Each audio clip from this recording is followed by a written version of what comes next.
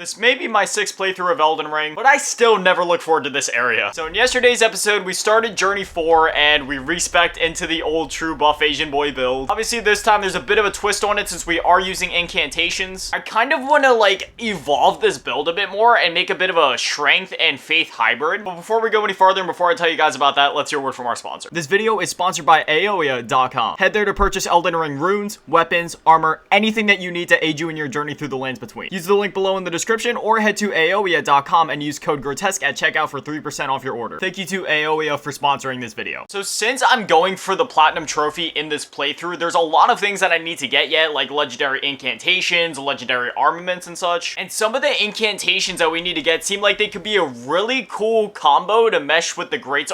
Look at the amount of bloodstains on the floor. At least I know I'm not the only one that struggles in this area. I've seen like a lot of really cool hybrids on YouTube of people meshing together like strength and faith, and I kind of want to incorporate some of what I've seen into my build. Can you imagine how sick that would be, like doing a lion's claw 1 second and then the next is like pulling a lightning bolt out of your ass and throwing it at a boss? Again, I'm not exactly sure how I want to go about it or what incantations or spells I want to use necessarily, but I'm still gonna keep an open mind. I won't do what I've done in previous playthroughs or with previous builds where I kind of like box myself into one thing just out of pure fear of not knowing if one thing is good or bad or not. I have a bad habit of doing that in Souls games just because, I mean, you guys know how these games are. These games are super difficult. So I always have a really bad tendency of like starting up a playthrough, finding what I like, finding a build that works, and then not really experimenting with it, but I hate doing that. So I really want to try to switch it up in this playthrough and go outside of my comfort zone. Also, just a quick announcement, make sure that you enjoy this Elden Ring video because this will be the last Elden Ring video for 2 days. Basically, what I'm going to be doing is I'm going to be doing the Dark Souls 1 DLC mini-series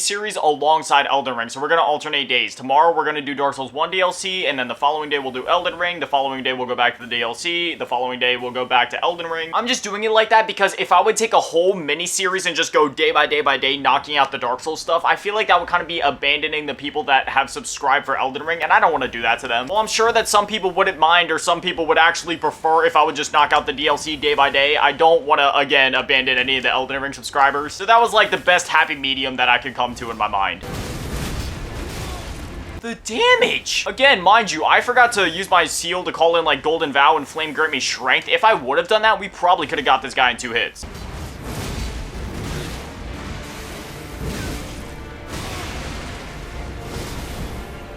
And just like that, Red Wolf of Radagon is down. Honestly, I didn't know if I was going to be able to do that. That is one quick moving boy. Like, we're getting to that point in the new games where anything can really take me down if I'm not careful enough. As long as I don't struggle as hard as I did towards the end of the last playthrough, then we'll be alright. Man, in the previous playthrough, obviously we did the whole dual Rivers of Blood build, and even when I was stacking Golden Vow, Flame grant me strength, I was still struggling by the end of the game. Alright, so there's this invader up ahead. Everybody knows how much I hate this guy. So we're gonna get stacked up. And we're gonna see how long it takes for us to take him out.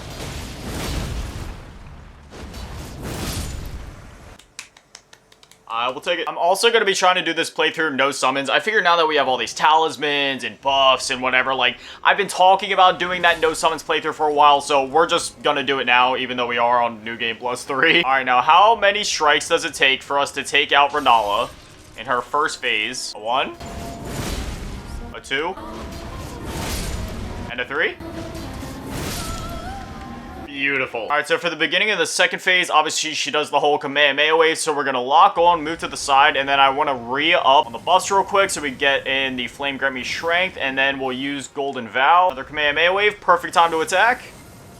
And now what we're gonna do is see just how many hits it takes for us to get her down. If it'll let me... Why am I holding my shield? I did not switch it to a one-hand. I don't know why that always happens to me. I always accidentally end up, like, putting my shield back in my left hand, even though, like, I don't even remember clicking the button. Okay, so we got 1. Oh, she dodged it? 2. I feel like the Tootsie Pop commercial guy.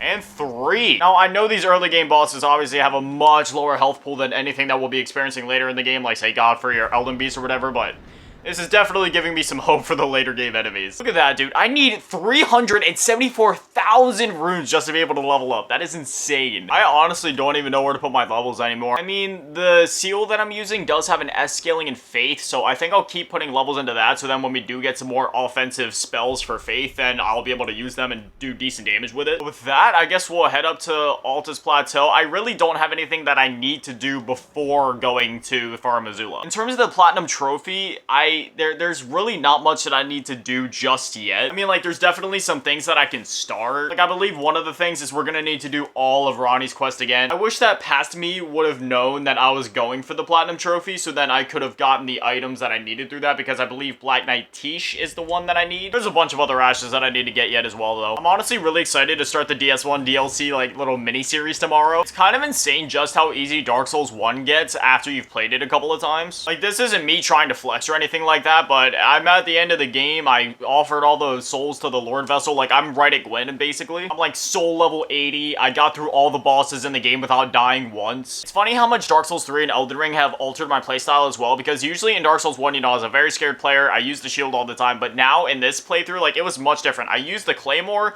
and I also used the Grass Crest shield to increase my stamina regen, and then in terms of my rings, I had the Ring of Favor and Protection because, well, you just, if you're not using that, what are you doing? It's literally just free HP and stamina. Why would you not use it? And then I've also been using Havel's Ring so that I get the maximum, like, equip load that I can, so I can keep rolling as fast as possible. And I've literally just been dodging everything in the game. It is honestly so much easier than even blocking. The AI in Dark Souls 1 obviously isn't as good either, so it's a lot easier to manipulate it. For anybody old enough that can remember playing, like, RE4 back in the day, y'all remember throughout the game how, like, all the enemies had pretty similar AI, and you were able to, like, juke them out, and if you got them to attack in a certain way, you could completely, like, run around them and just, like, manipulate a whole crowd of enemies. I was essentially pulling moves like that off in DS1, and it felt so good. Speaking of RE4, most people don't even know this, but if you scroll back through my channel a bit, it was back in October because I did it for Halloween. I mean, the video didn't go up on Halloween, but I was just doing it because it was, like, the month of Halloween. But I did an entire playthrough of RE4 in one video. Like, it wasn't a stream, it was straight up an edited video. It's literally 6 hours long. I've been playing that game at least once, if not 2 to 3 times every single year since I was 7 years old.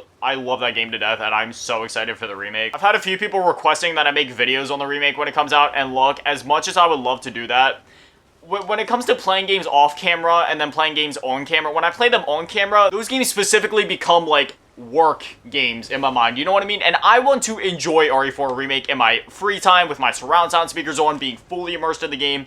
There's a chance that I might make some fun videos on it, like maybe some fun challenge videos, but you gotta understand, I've been waiting for this game for over, like, a decade and a half now. You already know, at least on my first playthrough, I'm gonna be playing that game alone, surround sounds cranking at like 3 in the morning, bloodshot eyes, just like I'm 7 years old again. That goes for like Elden Ring and Dark Souls as well. Like, I've been playing these games so much for videos that it's like, I still play them for fun, like, I have fun playing them, but when I'm playing the game, like, I understand in my head, like, okay, it's time to work. You know what I mean? Like, that's the association I have with these games now in my brain. It's not a bad thing by any means, because of course, obviously, I love what I do. It's just, it's the nature of the business. It's how it goes. Like, for Call of Duty YouTubers, Minecraft YouTubers, or hell, probably even, like, other Souls YouTubers, if you ask them, like, they all say the exact same thing. And I've even talked to content creators, like Twitch streamers and other YouTubers that can say the exact same things about the games that fit into their particular niche that they make content on. Sorry for so much rambling and a whole lot of nothing happening in the gameplay department, but this is just one of those weird down periods in Elden Ring where you're running between Liurnia up to Altus. I gotta fill the space with something. These are like the only 2 dead stretches in Elden Ring, between the Academy and then this back way to Altus Plateau, and then between like Godric and the Academy. Alright, now Magma Wyrm. This boss is deceivingly challenging sometimes, so I'm gonna put on Golden Vow and Flame Get Me Shanked as always, and I'm just gonna stick to like pure Lion's Claw for this guy. Because while he definitely isn't like one of the most challenging bosses in the game or anything like that, he still puts up a fight. Alright, now how much damage can I do to you? All buffed up. I keep overestimating these bosses. These guys, I plow through them now.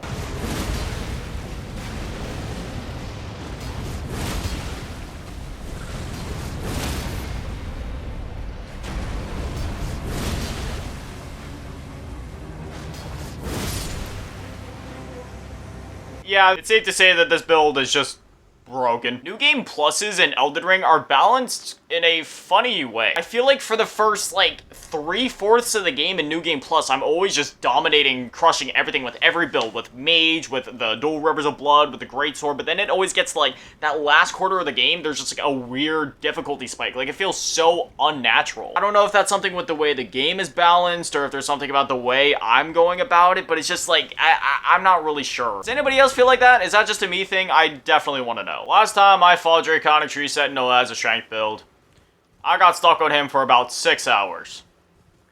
I hope that does not happen today. To the big spooky dragon! Yeah, I still never fought this guy. The last time I tried to fight him, I got his health down all the way to halfway, and then he disappeared, phased out of existence, flew away, did something, so I'm not wasting the time on him ever again. Can we just take a minute to admire the view?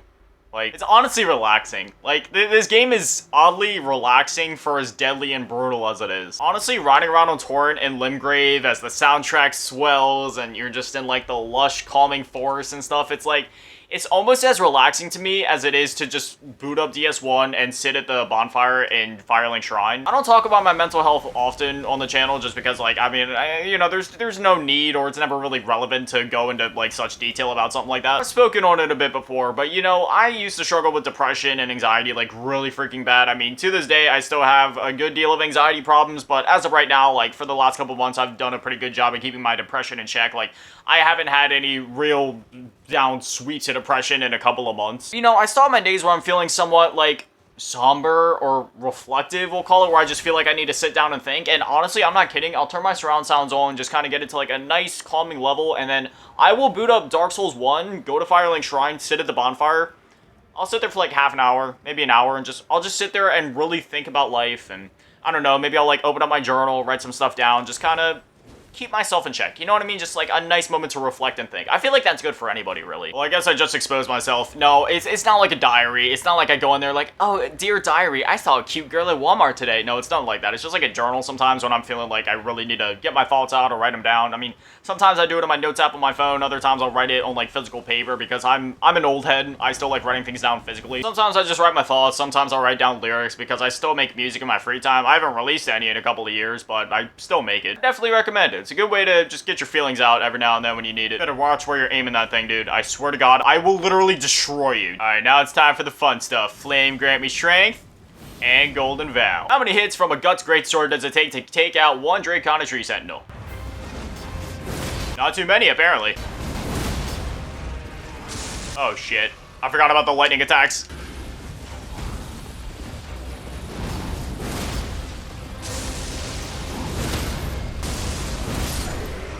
Woo! Wait, why is the golden seal here?